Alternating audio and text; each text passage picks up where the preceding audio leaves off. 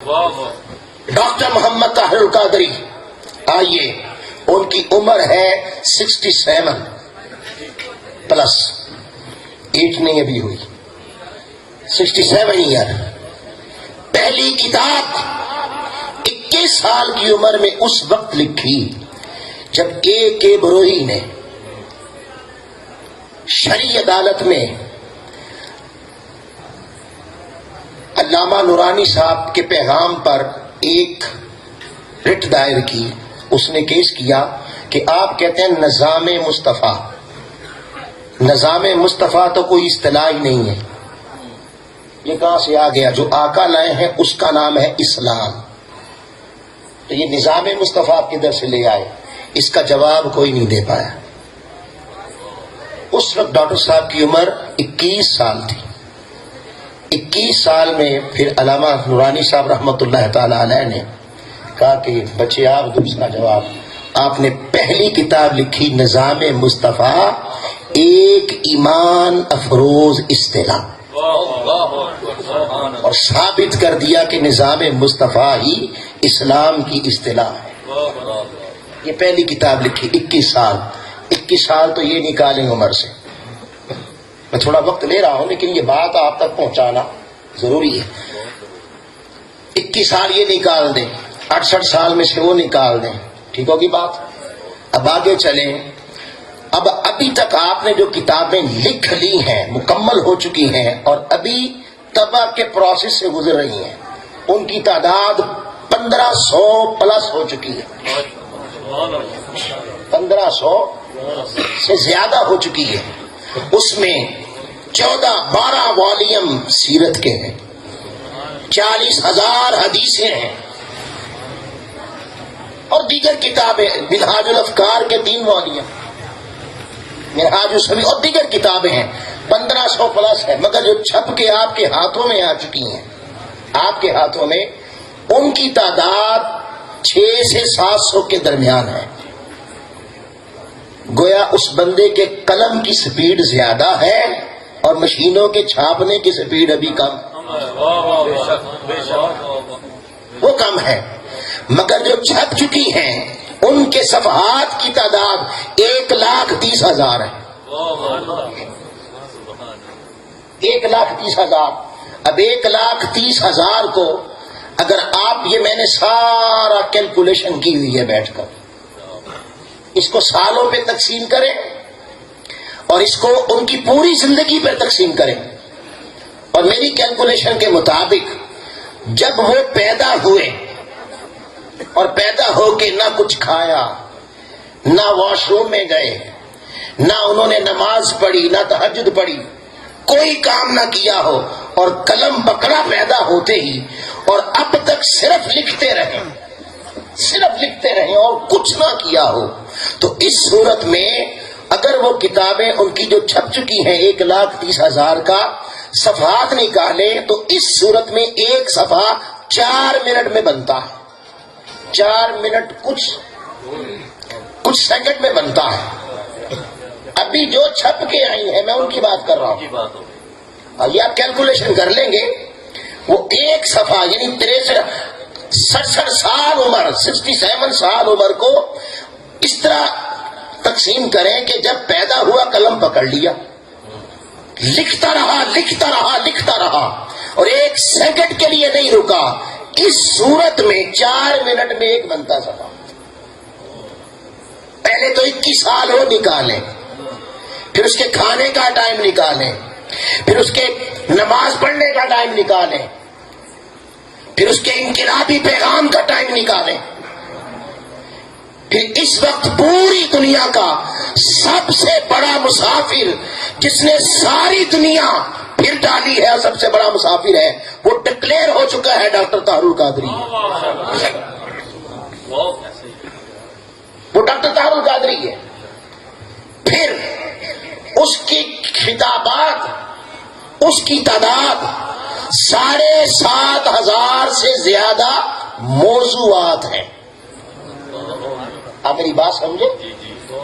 مختلف موضوعات ہیں 7,500 سے زیادہ، اور یہ نہیں ہے کہ ایسے ہی بس کوئی قبر کے قصے سنا دیے، کوئی آخرت کی باتیں سنا دی، کوئی نماز کی باتیں سنا دی، نہیں، انہوں نے دور حاضر کے کسی ٹاپک کو چھوڑا ہی نہیں،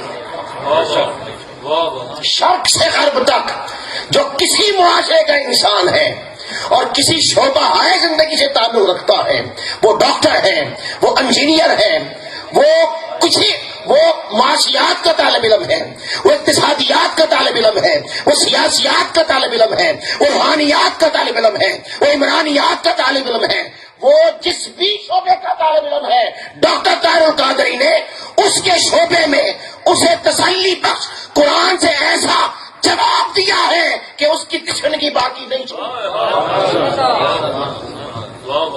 چھوڑی تشنگی باقی۔ 7,500 موضوعات، میاں چنو بھی آئے ہوں گے جیسے میں آج آیا ہوں جی۔ اب خطاب تو شروع ہوا نحمدہ سے،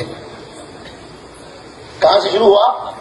نحمدہ سے، نحمدہ یہاں سے شروع ہوتا ہے خطاب، جو آپ کو ریکارڈڈ ملتا ہے۔ میاں چنو میں خطاب ہو تو ٹائم اتنا ہی کاؤنٹ کریں گے؟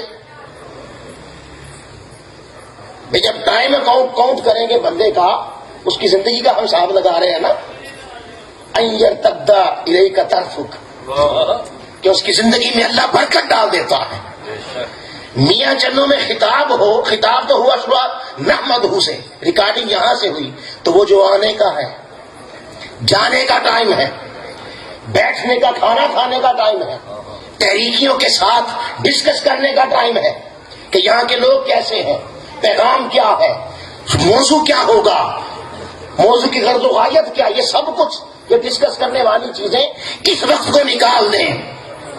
اب 1,500 خطاب اگر 1 گھنٹے کا ہو، کم سے کم 1 گھنٹے کا، مگر سن لیں کم سے کم 1 گھنٹے کا نہیں ہے، اس بندے کا عالمی ریکارڈ ہے، 7.5 گھنٹے بلا تعطل اس نے خطاب کیا، 7.5 گھنٹے، اور ویمبلے ہال میں 12 گھنٹے، 4 گھنٹے اردو میں، 4 گھنٹے انگلش میں، 4 گھنٹے عربی میں۔ جو اس طرف سے گئے تھے لوگ، ان کے لیے اردو میں خطاب، جو یورپ کی دنیا سے تھے ان کے لیے انگلش میں خطاب، جو عرب کی دنیا کے تھے ان کے لیے عربی میں خطاب۔ اور تاریخ گواہ ہے کہ اس وقت کے آپ پیج اٹھا کر دیکھیں، پیپر، نیوز پیپر، تو بڑے بڑے انگریز اس کے لفظ کے لیے ڈکشنریاں کنسلٹ کرتے پھرتے ہیں کہ اس نے یہ جو لفظ بولا اس کا مطلب کیا تھا۔ اور بڑے شیوخ، عربی شیوخ، جب انہوں نے عربی بولی تو وہ جا کے ڈکشنریاں تلاش کرتے پھرتے ہیں کہ یہ جو اس نے عربی کا لفظ بولا اس کا معنی کیا ہے۔ اگر 1 گھنٹے کا لیں تو 7,500 گھنٹوں کو پھر ذرا دنوں اور سالوں میں بنائے گا۔ یہ ساری دنیا اس نے پھری، ممکن نہیں ہے، عقل اس کو تسلیم نہیں کرتی کہ کوئی بندہ دنیا بھی ساری پھر لے، 1500 کتابوں کا رائٹر بھی ہو جائے، اور ایک طرف وہ انقلابی لیڈر بھی ہو، 70 دنوں کے باطل کے خلاف حق کی آواز بلند بھی کرتا ہے، باطل کے خلاف حق کی آواز بلند بھی کرتا ہے، ان سے بھی ٹکراتا ہے، اور عالمی دنیا میں جا کر، یورپ میں جا کر ان کے گھر میں بیٹھ کر مصطفیٰ کی عزت کا کیس بھی لگتا ہے۔ یہ شان ہے پھر اللہ ایسوں کو عطا کرتا ہے۔ کوئی میرے قائد جیسا ہو تو لاؤ، جنہوں نے خانین میں بیٹھ کر انہیں کہا بدبختو سب سے بڑے دہشت گرد تم ہو،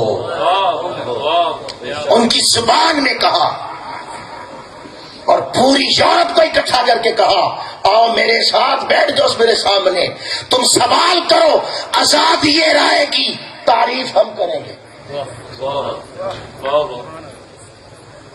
پھر لوگوں نے دیکھا، دنیا نے دیکھا کہ ڈاکٹر طاہر القادری کو سوالات کیے گئے، اور قربان ایک سوال میں بیان بھی کر دوں جو بڑا چلا۔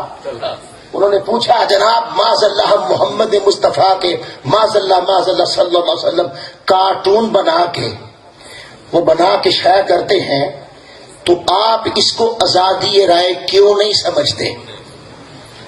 قربان جائیں، اتنی جرات سوائے مصطفیٰ کے شیر کے اور کسی کو ہو ہی نہیں سکتی۔ ان کے گھر میں بیٹھ کے کہا، جب اس نے یہ سوال کیا، آپ نے فرمایا، وہ کہتا جی میرا دل کرتا ہے میں کارٹون بنا کے محمد مصطفیٰ صلی اللہ علیہ وسلم استغفر اللہ الیاذ باللہ، اللہ معاف فرمائے، شائع کرنا چاہتا ہوں۔ آپ آزادی رائے کیوں نہیں سمجھتے؟ آپ نے فرمایا میرا دل کرتا ہے میں مکہ مار کے تیرا منہ توڑ دوں۔ نعرہ تکبیر،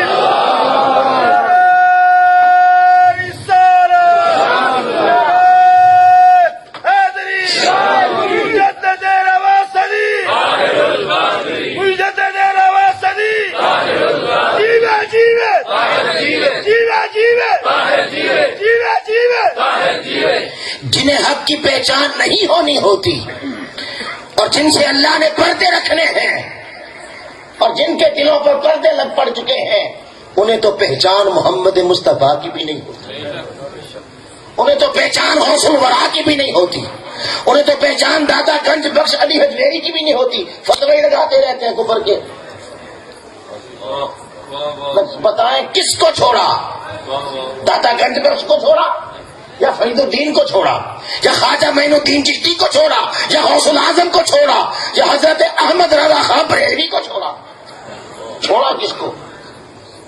بتانا اتنا چاہتا ہوں کہ یہ کام 1500 کتابیں لکھنا، 7000 موضوعات پر گفتگو کرنا اور پوری دنیا میں کرنا، پاکستان میں نہیں، صرف دنیا کے 150 ممالک میں جا کے کرنا، اور پھر ساری دنیا پھر لینا، اور عمر 67 سال۔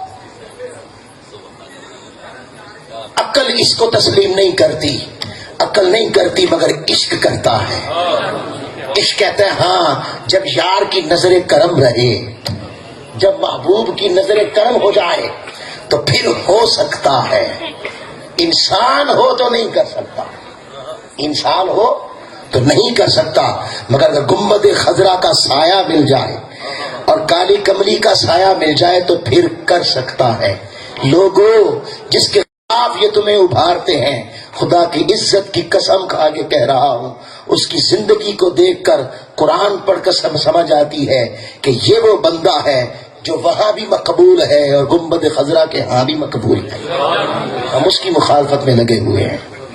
یہ ایسے ہوتا ہے، اللہ اس کے لیے وقت میں برکت ڈال دیتا ہے، اور طاہر القادری کے وقت میں وہ برکت نظر آتی ہے کہ اتنی برکت اللہ رب العزت نے عطا فرمائی جو اس وقت روئے زمین پر کوئی شخص موجود نہیں ہے جس کو اتنی صلاحیتیں دی گئی ہوں کہ عالمی سطح پر عالمی طاقتوں کے ساتھ جرأت سے بات بھی کر سکتا ہے، اور ان کی وہ بے ایمانہ عمل جو خاکوں والا تھا اسے روکا، اور ان کے گھر میں بیٹھ کے کہا کہ تمہارا یہ عمل 2 ارب مسلمانوں کے جذبات کو مجروح کرے گا، جو دہشت گردی کا باعث بنے گا۔ اگر تم نے یہ کیا تو تم بڑے دہشت گردوں کے گھر بیٹھ کے کہا، جس پر انہوں نے اپنا فیصلہ واپس لیا۔